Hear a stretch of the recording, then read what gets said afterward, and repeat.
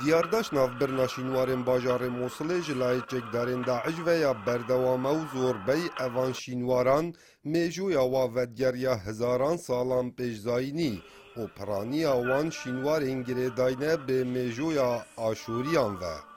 قام تنظيم الدولة الإسلامية الإرهابي داعش رخصتنا دولت اسلامی اوین تروریست هر جد دستپیکا داگیرکرنا موسله و هتانو که بردوام شینوارین باجر موسله جناب دبر هر وسا اف دیارده مال سوریا جدیدو هر کرسته که سنگاوی سفک بیتو بهای وی گران بیت او دفروشن جبرکو اف دهاته که وانه و بازرگانی پیدا کن او جلایه که دیوه باجروکن شینواری و درگهن که افنار جناب دبن به اکجاری بونمونه باجروک نمرود لسالا بوری همی خراب کرو تقان گلک جه لعبی باجر نهاد بونه آشکرا کرن هر وسا پایتخت ایکی امپراتوری آشوری کنابوی باجر آشور و شرگات و باجر حزر همی جناب برن و خراب کرن به اکجاری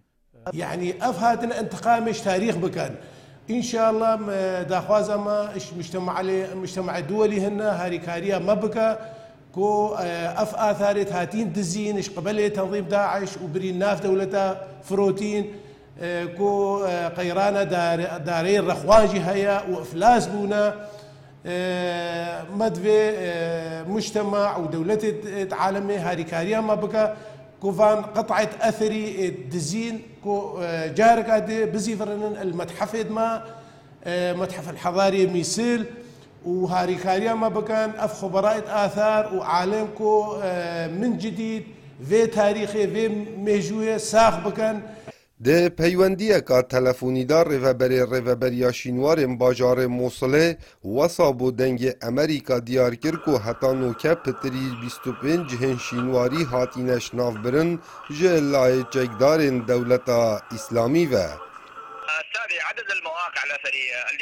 جمارا او جهن جنواری اوین داعش جناب برین لسنور بارزگاه موسل به دهان خراب کرینه و از نشیم جمارا که درست دیار بکم بله پتر جه 25 جهن شینواری اوین گرنگ اوین میجویا موسل تیدا دیار دکت و گرنگیه که تایبت هیا او ناسنامه موسل هاتین جناب برن هجی گوتن هیا که نبتن پیکر و کرستن شینواری هاتین جناب برن لباجار موسله